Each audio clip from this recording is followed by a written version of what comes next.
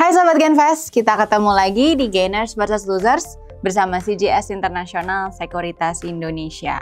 Kali ini kita mau bahas saham yang naiknya signifikan dan turunnya signifikan pada periode 12 sampai 19 Mei 2025. Kira-kira ada apa aja nih? Yuk kita simak.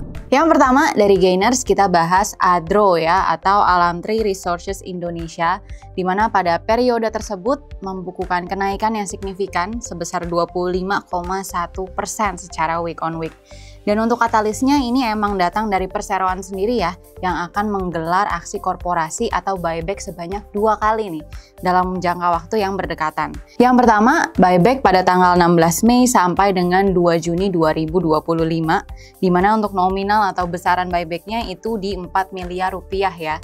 Jadi memang ini mengacu pada POJK nomor 13 tahun 2023 nih, di mana yang mengatur bahwa buyback itu tidak perlu memerlukan approval dari RUPS. Nah, sementara yang kedua, ini yang cukup menarik ya. Ini merupakan buyback yang diinformasikan terlebih dahulu sebenarnya di 8 April 2025 lalu, yang dimana buyback ini itu nominalnya 4 triliun juga ya. Tapi sayangnya ini mengacu pada POJK nomor 29 tahun 2023 nih, yang memerlukan approval RUPS terlebih dahulu.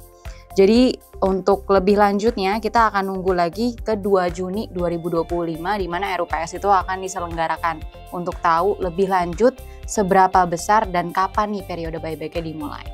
Kalau gitu kita bahas untuk dari sisi teknikalnya ya, untuk dari ADRO.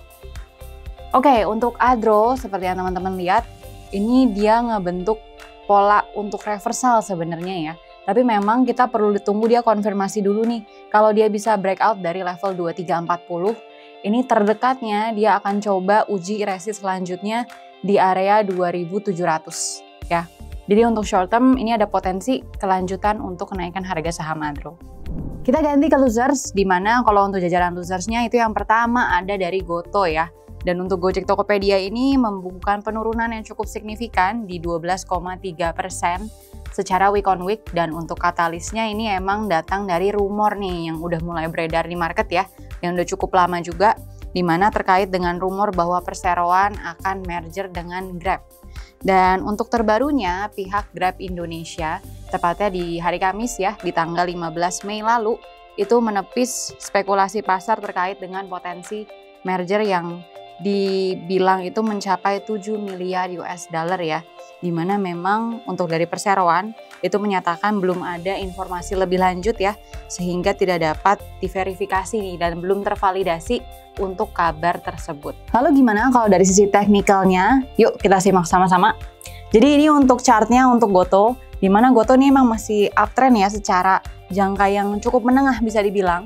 Nah tapi kalau kita perhatiin dari sisi short termnya ini alamin penurunan ya, dimana koreksinya juga udah menembus level area support trendline-nya nih untuk dari bullish trendline-nya. Dan untuk short termnya ini kita mungkin bisa wanti-wanti dulu ya, kalau misalkan Gotoh itu turun di bawah 70 ya, level 70 ini ada potensi bahkan untuk lanjut lagi penurunan ini ke area 65. Sekian untuk Gainers versus Losers pada periode 12 sampai 19 Mei 2025. Yang muda yang berinvestasi.